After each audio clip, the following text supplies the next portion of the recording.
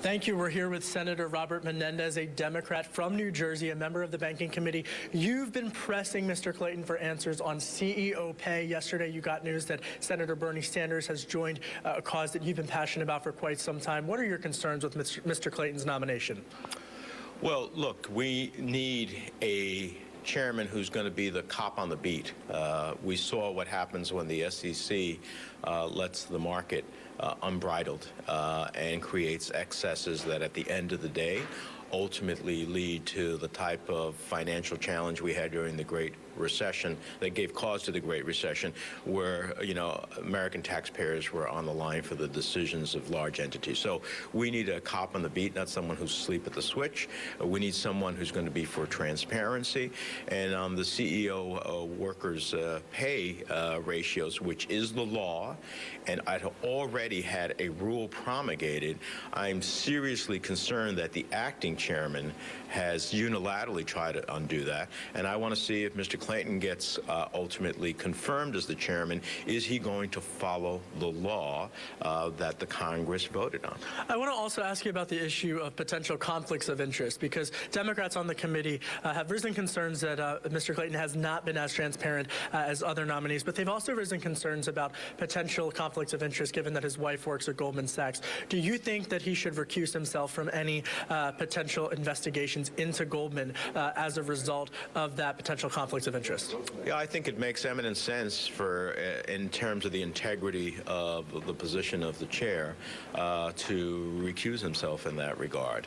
There will be plenty at the SEC who will be able to go ahead and legitimately pursue any investigation or prosecute. So I think in his own interest and in the SEC's interest and in the American people's interest as investors in the marketplace, they need to have faith, confidence, and transparency.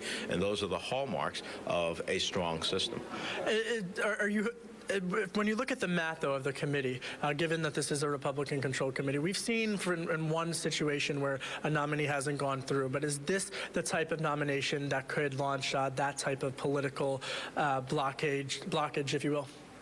Well, look, we'll wait to see all of his answers. I'm looking forward to when I get my opportunity to question on enforcement actions. I'm seriously concerned that the acting chair has diminished dramatically the subpoena powers of the critical staff at the SEC. I'm concerned that enforcement is going to be not the primary thought, but the second thought.